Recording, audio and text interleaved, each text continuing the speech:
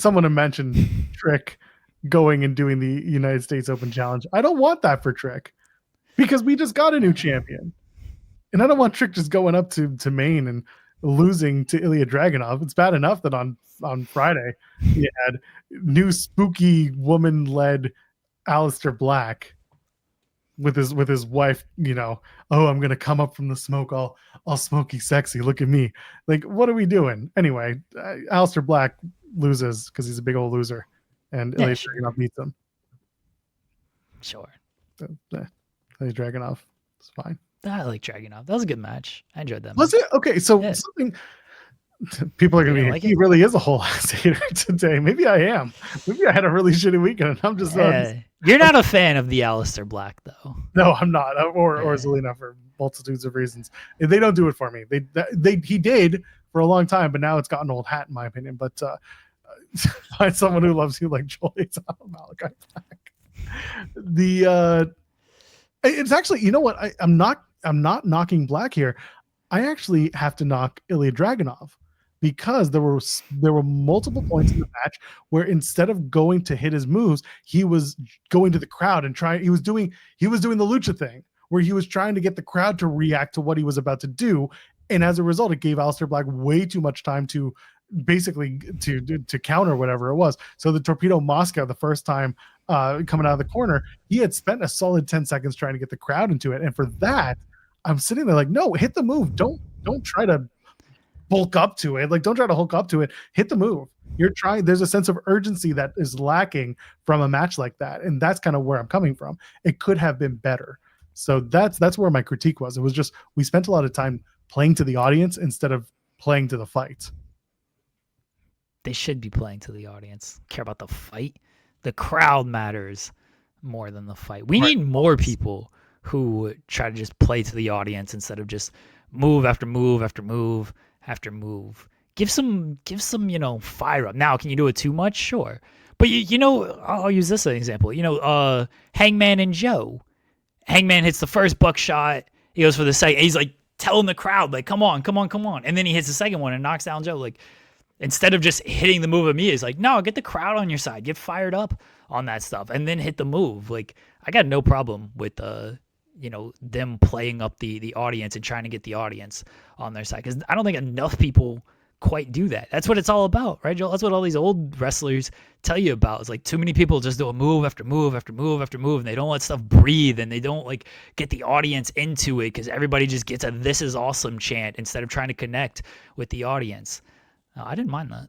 I think we went back to I think Bound for Glory ruined what could be for fast-paced wrestling and getting a crowd involved, because I think what Javon and Leon Slater did together at Bound for Glory was, I don't want to call it like it's a masterclass, but I thought it was actually a really good example of what high-flying, fast-paced wrestling can be, to get a crowd in, not just interested in the moves, but interested in the story between the moves. And I think those two guys spent a lot of time getting the crowd invested in the short periods in between and not elongating the build to get to a move, which would inevitably become some sort of, counter to the move.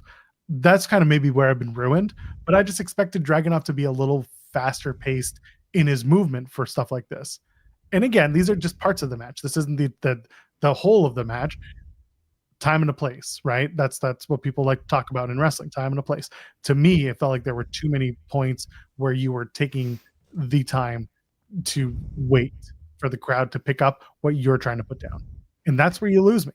I don't need him to go 100 miles an hour the whole match through. I want him to pick his spots as to where he does it. And it felt like he just didn't pick the right spots, at least while I was watching. There's a balance. Like, you don't want to overplay to the crowd. You also need a heel who plays off of that and does a little peacocking to the crowd. So when the babyface can get the comeuppance and punish the heel for that, and then the babyface can further get the crowd on his side. So there's definitely a balance on these things, and Ilja just might be looking to kind of strike that balance right now, because we know he can go 100 miles an hour and do all the great moves. But as again, all these wrestlers say, what do you do in between the moves that make people care with these things. And I think Ilya's trying to learn and trying to really strike that balance. And so, being off of a year, probably getting a little bit different direction now with things. We'll see if he continues to do that and if he changes things up with that. I mean, Javon and Leon they're built different. So them being the examples, like they just kind of get it on a different level, and it helps, especially Javon. I mean, I know he's on the independent scene for a little while, but he's still only like 21 and has been in the WWE system for, I swear, like 2 years already. So he's kind of been doing this. Ilja he's been in the system for a while, but he was on the independent scene for a lot longer, and it started a lot later in NXT, so he wasn't quite doing this as much. And then his main roster run hasn't been very long at all because he spent most of it injured. So using Javon and Leon, I get what you were going for there, but those are two guys who have gotten it at such a young age that it's tough to put anybody next to them. Yeah, and again, it comes down, it's time and a place, and maybe it's when I was just watching him do it for Dragunov, it wasn't hitting in a spot where I would have been if I was producing a match. That's because he was facing Aleister Black. That's probably because it was put him away. I want to get him off my screen. No, I think I just expected something different. I'm looking at Cage Match, and Javon's first match was February of 24. So he's been in. It's almost 2 years. Almost 2 years. It'll be 2 years in a couple months. Well, that was his first match, but like, when did he actually sign? Yeah, that's a good point. He worked DPW not too far before that, okay. So like he was working. Like he was. Okay. I feel like he kind of went like straight from one to the other. I mean, he was on, maybe not television, but he was doing live events pretty quickly, I feel like, as well. Yeah, I gotta go to page 2. DPW. The end of 23. So he signed like a month later. Okay. Yeah. Anyway, 100 matches since then. Crazy. He's had 100 matches with WWE since starting. Yeah. Cool.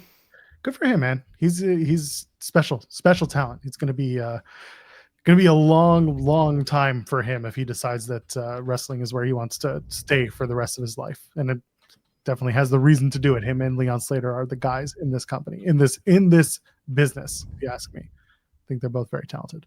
I know I'm not the only person to say that. What else? There's plenty more over on Fightful Overbooked. Click that subscribe button, tap that bell, get your notifications. And while you're at it, like the videos, interact with them, say some stuff. We want to hear from you. While you're at it, join us every Monday through Friday, 10 a.m. Eastern, live for In the Weeds. You might like it.